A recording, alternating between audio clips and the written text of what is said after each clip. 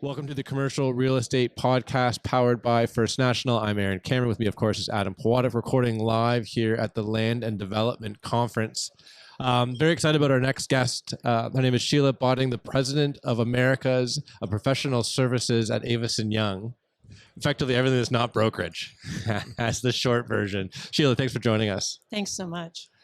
This is a fun, we're going to get into Sheila's background, but for those of you that don't know, and I'll let her tell the story, but breadth of institutional knowledge, experiences across North America, if not the world, and all different facets of the commercial real estate environment community.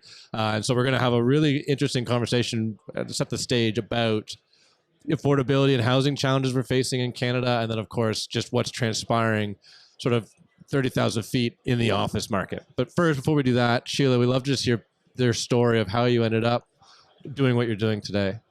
How far back do you want me to go? Why don't I talk about, How'd you get into real estate? Let's do that. How did you find yourself working in commercial real estate? So I'll start with a couple of degrees in geomorphology, marine biology, environmental studies, University of Victoria, University of Waterloo, basically a lot of the environmental type courses, which was fantastic. And then I applied for a role at Royal LePage Commercial, which was a Brookfield owned company, working in their consulting group. One of my colleagues said, you need an alphabet behind your name. So I proceeded to acquire a bunch of designations and degrees. And at the same time, also started to grow with the company in terms of taking on more senior roles with that group. We were acquired by Cushman & Wakefield. So I was one of the most senior executives in Canada with Cushman & Wakefield, led their professional services in Canada and spent 20 years in those combined roles. And then Deloitte came knocking and they said they had an opportunity to become their senior partner Canadian real estate leader. So I joined Deloitte, spent 9 years there. And through both those organizations, and one, it was hardcore commercial real estate, learning about all the markets, valuation, all of the investment side. And then at the Deloitte side, learning a lot of the occupier work. Did all the Deloitte spaces across Canada. Then, of course, many of the banks and governments wanted to reimagine their workplace and futures and their organizations. So I restructured a bunch of organizations as well. One of the clients that we worked with was CDPQ. And CDPQ was making their investment into Avison Young. And at the tail end of that project, I spoke with Mark Rose, Avison Young CEO, and said, there's a whole vertical that there's an opportunity for you to take advantage of within North America. And here I am today within Avison Young. Joined 3 years ago. It was May 2020, an exciting time to join a firm where you meet your new colleagues by Zoom or Teams, and have since tripled the size of the business across North America. So I'm responsible for all of valuation, consulting, project construction management, land development across North America, made a bunch of acquisitions, spent a lot of time in the Northeast of the United States, and it's been an incredible journey. What a great company, great culture, and great people to work with. Fastest growing firm in the world. Wow. So very cool. How do you triple in 3 years? We'll talk about my business after. We go from 1 to 3. Yeah, she was her, and now she's hired 2 more people. And, what is the size of the department? During the pandemic, right? Yeah. During the pandemic. So 300 people now. Wow. Yeah. So and onboarding during the pandemic was an issue too. Pretty cool. Yeah. So what does the firm look like now? Like what maybe just talk about the size and the scope and what you're working on. So we spend a bunch of things. Why don't I start with consulting? On the consulting side, because it's strategy right through to implementation is really our tagline. So on the strategy side, whether we're working for investors or occupiers, public-private sector, looking at their entire requirement, what do they need out of a solution? And so in some cases, we're working with a lot of life sciences type firms, a lot of office users, right through to healthcare and institutional investors. What is it you need to figure out? Got a whole big team powered by massive data analytics that Avison Young has. We call it Avant. So we have a whole consultative analytical process. And then turnkey, it's not on a shelf like many consultants. It's what can you do to make this happen? So then we actually build out what it is that their vision is. So we've got a massive number of projects across North America through our project and construction management team. And then we can value it at the end of the day as well through our valuation team. So very exciting. Again, fastest growing company, very entrepreneurial, which we love. And so it's back to my roots, which is making deals happen, making things happen with a great team. Cool. And building something, which is always fun. Well, so let's get right into it. We're going to focus on, like I said at the top, two main topics. So first is just affordability and housing. You were on a panel or on stage earlier, just talking about the fundamentals and what kind of impacts we're experiencing in the housing market. So maybe just go through some of the statistics you have with regards to the forces that are causing this affordability challenge that we're experiencing. Okay, so let's talk Canada. We brought in 1 million new people to Canada last year. Around 600,000 were permanent residents. The other 431 were immigrants.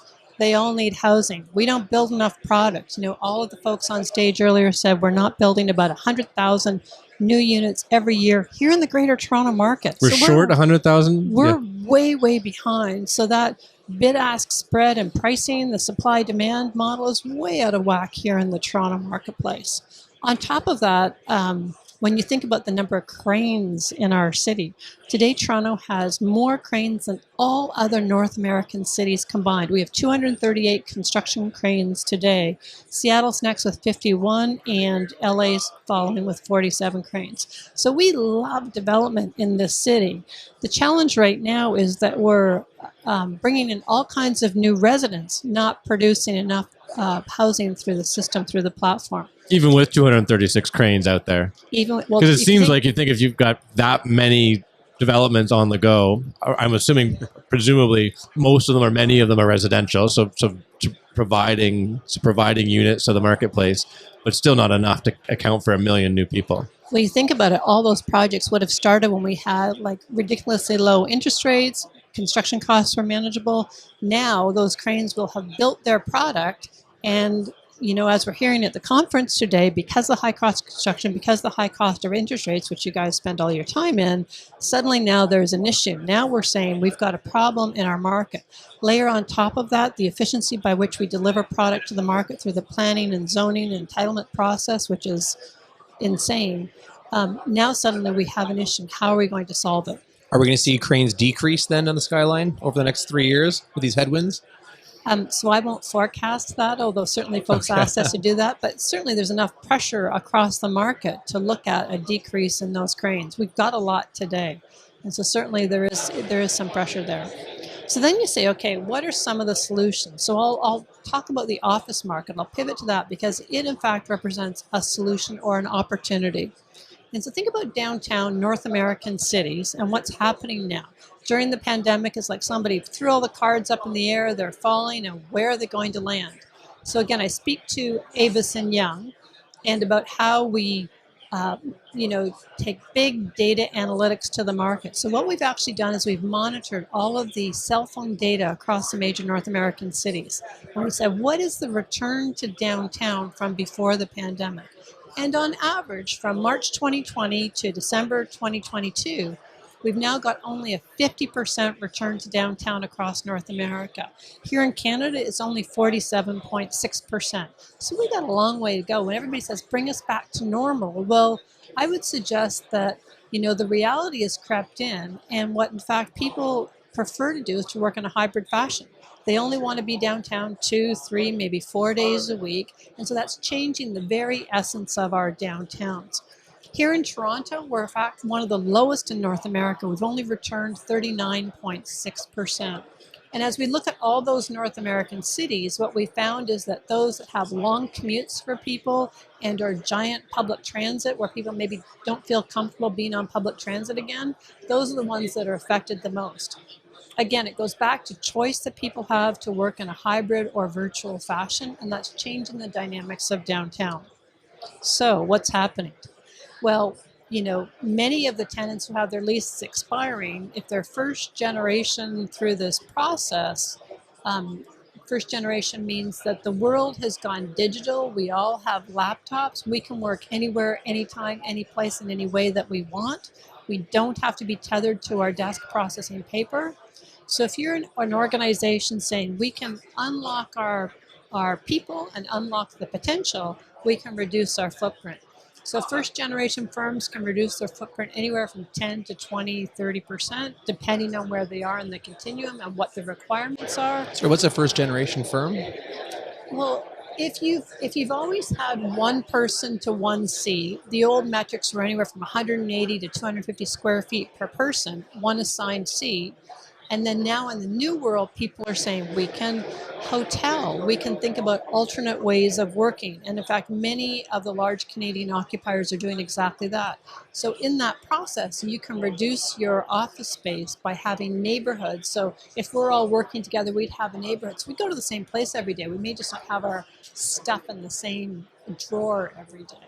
So that first generation allows us to reduce the footprint, which many organizations are doing, and to create better financial responsibility in terms of what the organization does. So reducing footprint, now they're saying our lease is coming up. Ooh, the whole world knows we can do this. They're looking to space. They can now upgrade their space. They can move to trophy buildings, Class A buildings, and it's those buildings that we're seeing the most demand in the market. At the same time, what we're seeing is greater weakness in the Class B and C buildings, right? Because you're saying, well, why would I be in those buildings when I could be in a trophy building, especially if you're a large tenant? So we think that that's where the opportunity is. At the same time, there's been a 17.7% availability rate across the Canadian office market. So clearly the office markets are challenged. So what do you do about it? Let me just... Then Well, what we decided to do... Before you go there, I mean, well, no, you know what? Finish, and then I've got some follow-up questions. I'll keep writing down my questions. Yeah. So then what we decided to do is we decided to say, okay, let's think about these B and C buildings. And again, I'm a 30,000 foot person, right? So I'm on the ground every day, but this is a 30,000 foot question. And that is, okay, so you've got all these B and C buildings, many buildings before 1990 construction, and you say, well, could they be converted to residential? Can they be part of the solution for our affordability challenge? What does that look like? So then you say, okay, let's look at call it a 15,000 square foot floor plate, because you don't want to live in a tube with window down one end and, all your bedrooms in the back. So we said 15,000 square foot floor plate is probably a reasonable number.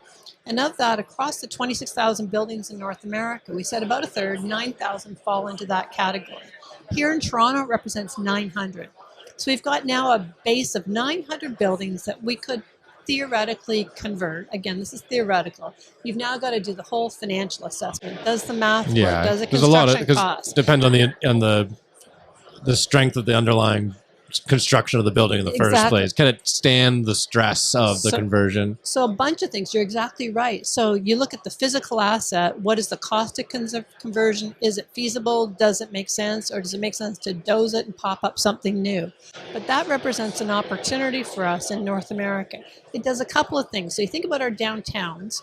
They're primarily office buildings. We tend not to have a lot of residential, which means at nighttime, everybody goes home. We don't have the 15-minute city or the 24-hour city. Now you've injected residential, so you've got a living, breathing ecosystem forever in the downtown. So this presents one of many scenarios, by far not the only solution, but it represents an opportunity.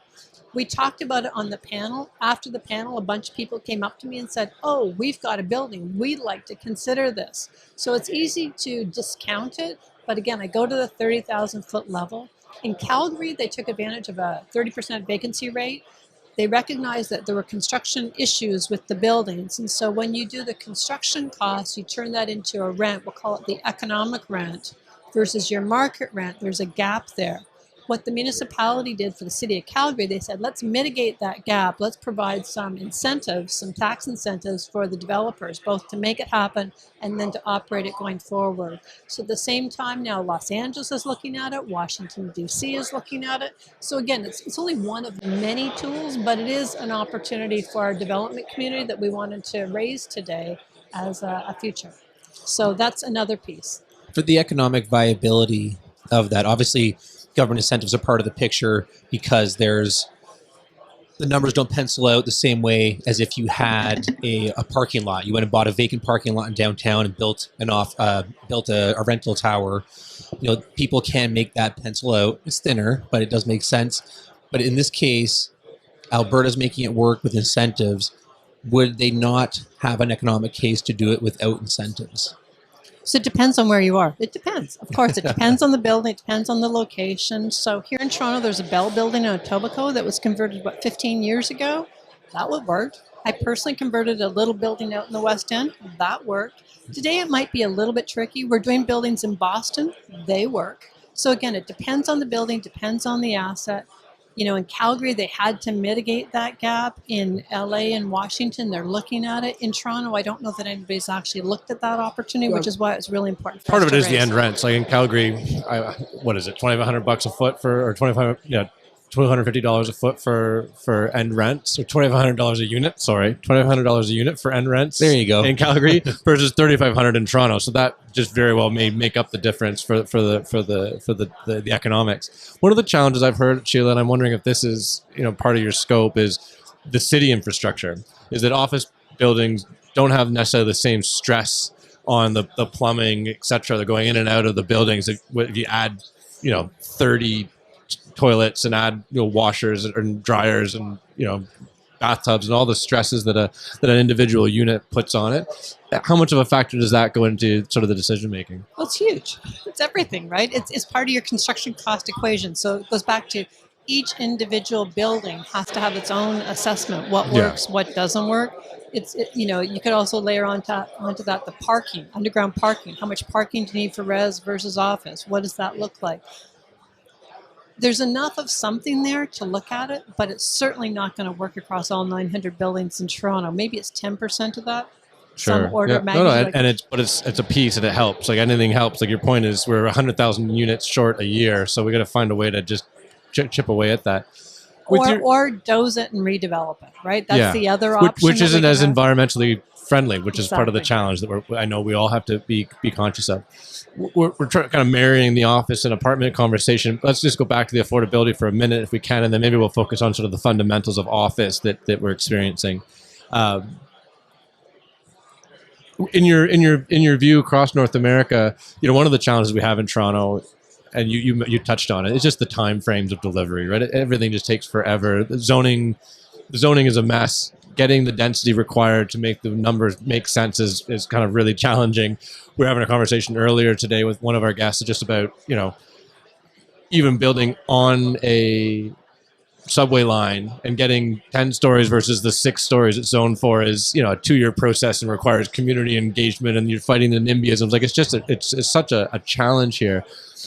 Are there examples across North America where you think that there are lessons that we could learn in Toronto on how to solve that problem? Because in my mind, to get to that 100,000, you really need some expediency in just the delivery timeframes. And right now, it doesn't feel like we're making any progress on that. So the panel that I was just on, we talked a lot about that subject, and you could think about zones for residential development. Pick the whole Yonge Street corridor, pick the Danforth, pick the Kingsway, and plan it in advance so that developers know in advance how much height density they can get, what is their cost for parkland, what are their DCs if they have any, what does that look like? Again, you're trying to apply certainty to the market, and a market that right now the cards are up in the air and where are they going to land.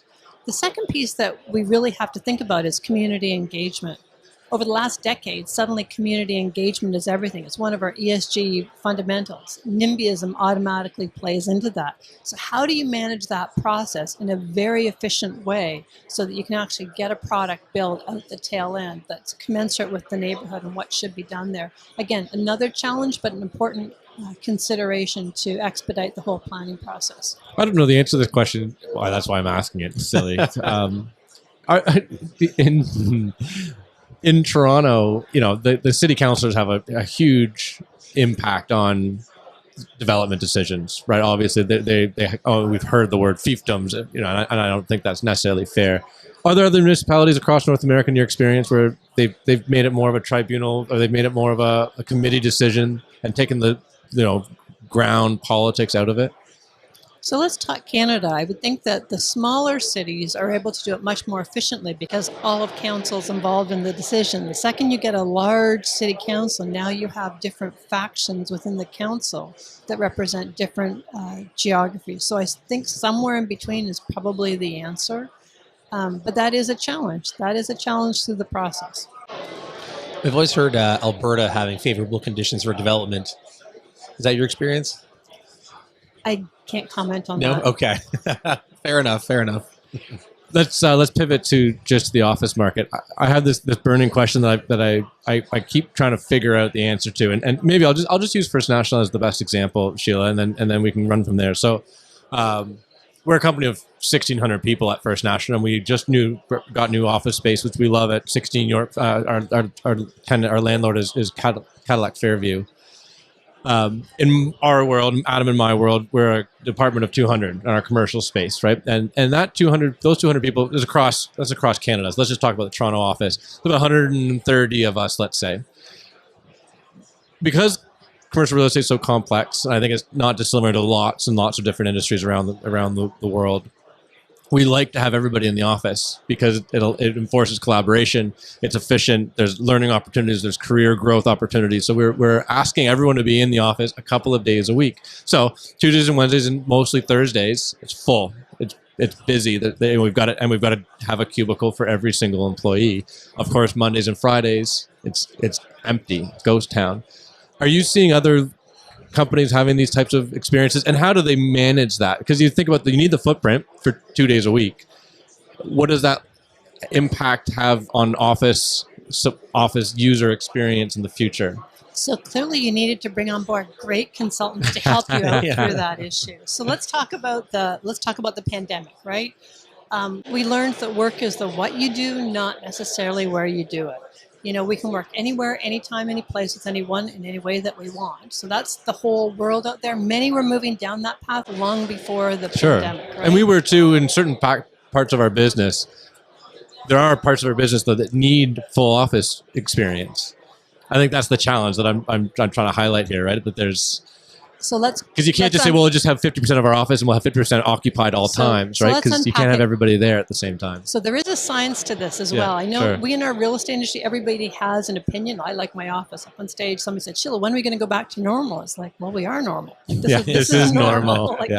Figure that out. And so the issue is for most of our clients is what is the role of the office? That's really what we're trying to solve for. And one size does not fit all. So what might work for a law firm or a financial organization will not work for, say, a government organization or a consultancy firm. Very different solutions. So you have to really get to the science behind all of those things. So you're designing a workplace as unique as your workforce. Back to your point, certain roles, responsibilities all have different requirements for what they need at work.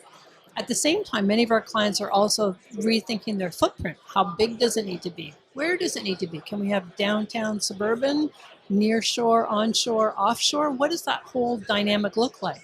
The future of work is here, right? And in our real estate world, that's an opportunity for us to embrace. The future of work is here. How do we unpack it?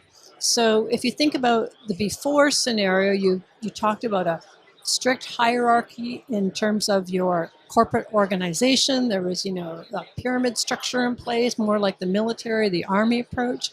Whereas now organizations are moving to more of the ecosystem model, right? With an agile and flexible campus. When I traveled around the world looking for Deloitte spaces, I went to Australia, Macquarie, National Bank and Commonwealth Bank were all leading this whole area. And they started this 15 years ago.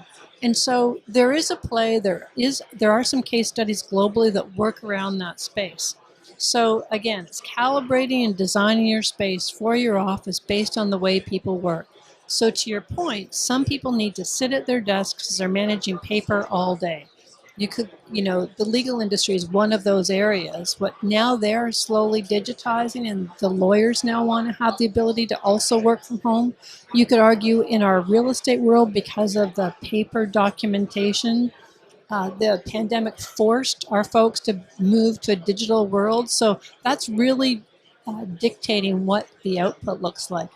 At the end of the day, people want a high-performance office that's efficient for its people, delivers sustainability, allows for diversity and inclusion, yes, of gender and cultural diversity, but also technical diversity. You want to be able to make sure that, say, your finance folks are together with your HR folks and your salespeople, all in the same place, ideally at the same time. Mm-hmm. And managing the math and the actual space program around that is really an art rather than a pure science.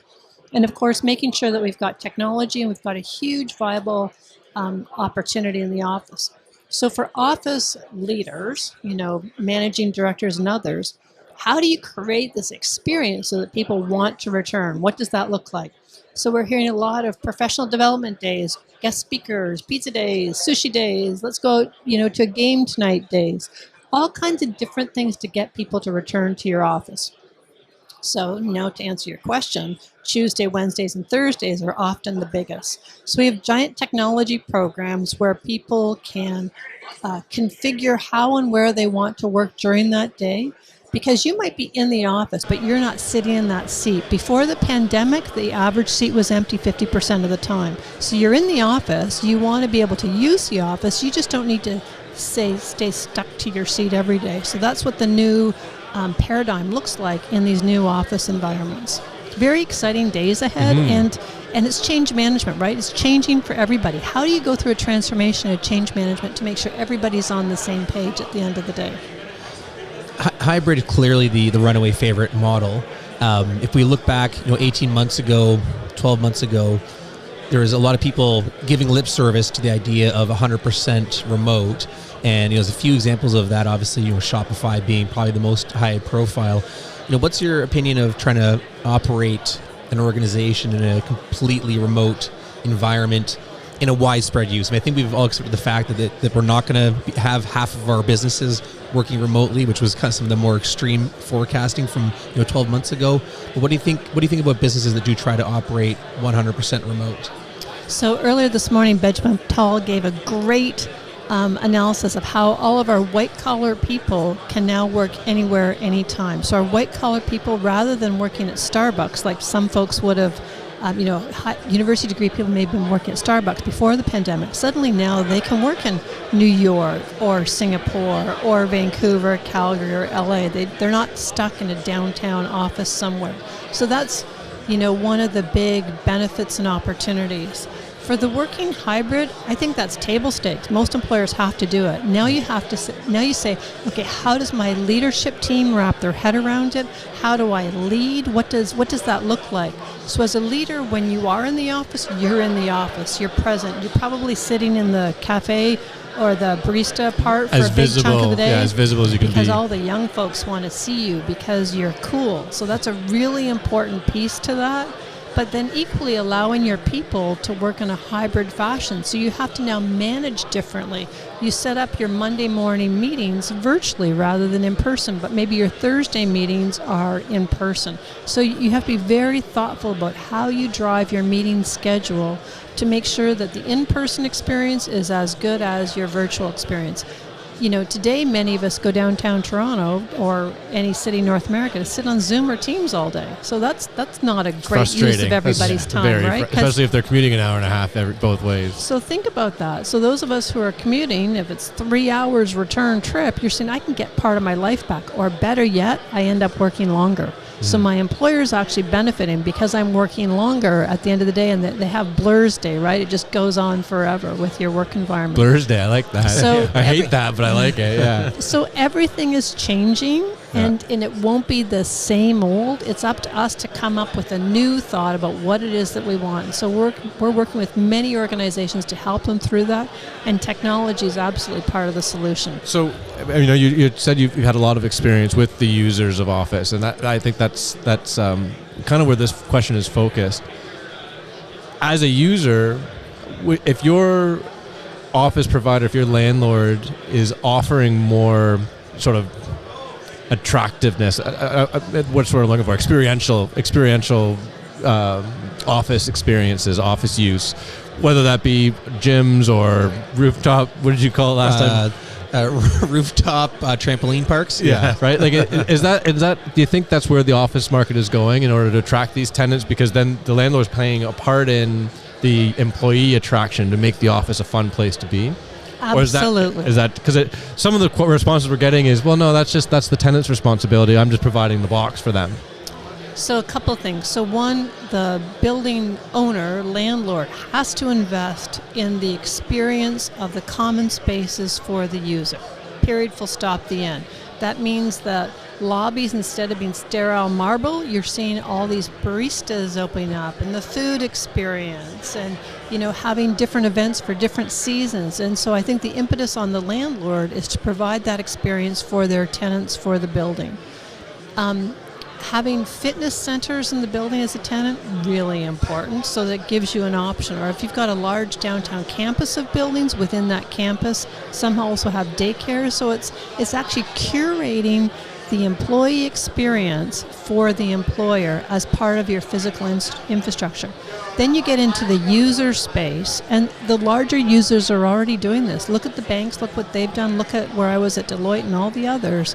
We would have wellness centers and baristas and, professional development rooms and cafes and innovation zones and greenhouses. The whole mix of user experience becomes everything, because you're no longer at your office processing paper from the left to the right of your desk. You're going to a campus, and you want to be completely immersed in an incredible experience in that campus. During the pandemic, I watched We Crashed with Adam Newman. I mean, if you've not seen it, go watch it, because there's a lot of bad ideas, but there's also some really great ideas in what he did to revolutionize how we thought about the office market and the workplace and what that experience could look like. So it's unpacking all of those. Some of the developers that we've worked with have said, thank you. You've really taught us what it means to operate this. It goes beyond office building, it goes to workplace, and what is that experience for the people? Yeah, because I'm a user. I am a user, and I could be sitting at home doing this all day long, or go to the office. If the office experience is sterile, then it's a lot harder for me to convince myself to get up, get changed, get on the bus, commute an hour and a half in. Like it's other than my boss is telling me to, but that's not a great feeling either, right? You want to go. You want your employees to go. So old days, think about old days. It was 9 to 5 or 8 to 8. Is it just pre-2020? Yeah, whatever. Days? Yeah. Whatever. Okay. Pick your old days, right? There was a pyramid structure in place, top dog and all the worker bees all across, and top dog, dogger, doggess, whatever, needed to be able to look out and see all their peeps. I need to see you working. Well, who knew if they were actually working or doing anything? You just needed to see them to be relevant in the space. So that was the before scenario. The after scenario is we're managing their output. We're watching what they do. We're seeing, is the quality of work that they're delivering, is it on point with what I want? And we're not necessarily fussing with how they go about it. We're giving them their own decisions. If they want to go work. to Costco Tuesday morning, that's okay with us, as long as they get their work done. Is that Bingo. Yeah. Obviously, they have to be at the meetings that you want them to be front and center for, but it empowers the employee more to be able to manage their own schedule for the week and for the day. Now, obviously, if you don't have high-performing employees when you see them in the office, you can also not have them in this new alternate environment. So you have to make sure you've got the right structure and platform in place to be able to manage it. And again, it's a whole new way of going about our work. I worked at a dot-com business in the late 90s, early 2000s, and there they were looking at experimenting with new working environments, way ahead of the more traditional kind of office space that I occupy now. And I had a boss there that was what you talked about. I'm here at 8, you need to be here at 8, and I leave at 6:30, you leave at 6:30. We got a new COO who said, I don't care when you're here, I don't care what you do during the day, just here's your weekly tasks and get them done. And at the time there wasn't, all of my friends were entry-level jobs at banks, things like that, where it's very rigid. And it was this great kind of 8 or 9 month period where I flourished personally. I thought it was a way better way of working. And then sadly the CEO did lose his job. The next person up was right back to the traditional. So I got to experience it and I had it taken away. So it was very pointed at the time. But this was the late 90s. This is, very unusual kind of working model. But .com was early adopters of new working concepts. Was it more profitable in that model, or was it less profitable? Do you know? I don't know. I mean, I know the numbers we were doing then, but this is also at a time when those businesses were growing. When I started that company, there was about 4 people in the department. When I left, there was 60. So it was just a rocket ship of growth through the entire period. You'd have to do some adjustments, I think, to try and differentiate. Did it grow as fast as it should have? Yes, yeah. That'd be the tough one to nail down, because this was a very rapid growth period for the industry. So yeah, hard to say. I know from because I communicate with all my fellow employees, from a worker happiness metric, you could definitely see that period was a highlight. So I will give you one final case study on this, and this is the Deloitte space that we built here in downtown Toronto and in Montreal, and then scaled it across the country. In Toronto at Bay Adelaide, we work with Brookfield to make the development happen, and this is common knowledge. We built it for 3,500 people. Then as they started recruiting at universities, 98% of the offers that they offered to the university students all wanted to work at Deloitte. Then we had 5,700 people in the building. So the profitability and productivity was off the rooftops, because they, as a firm in their DNA, they totally get the new way of working, and they empower their people to work in that way. So exactly what you said, you felt better as an employee in that environment than, being watched 9 to 5 or 8 to 8 or whatever it is during the day. Yeah, being told you can leave at noon for lunch, you got to be back at 1, and somebody watching you, and someone saying, "Oh, it's 1:05. What are you doing?" Like I think that's demoralizing. The boss would get up at 6. At 6:05, the entire rest of the department would stand up and walk out. It was like clockwork every day. One last question, Sheila, before I let you go, and this is just really kind of I know I don't want to ask you to forecast, but more about we're in this interesting environment. Inflation's kind of being sticky. We've got interest rates up and down all over the place. Valuations are really challenging to focus on. Of course, we just talked about the affordability challenges, the flux of office space. We didn't even talk about how the hotness, if that's a word, of industrial. All of that considered, let's just think 30,000 feet macro. What are you most excited about in sort of the second half of 2023, 2024 and beyond? Like what are your, as a visionary, let's say, what are you thinking about, and what's getting you the most excited? So I think that we can recreate something that's, this train has been coming down the track for a long time. We've just been producing everything right in front of us. And so, the new buildings that were being built were boxes, and let's build a box here and a box there. Now we have the opportunity to rethink everything. How do we actually want to go about this? How do we want to recreate our downtowns? How do we want to recreate our suburban experiences?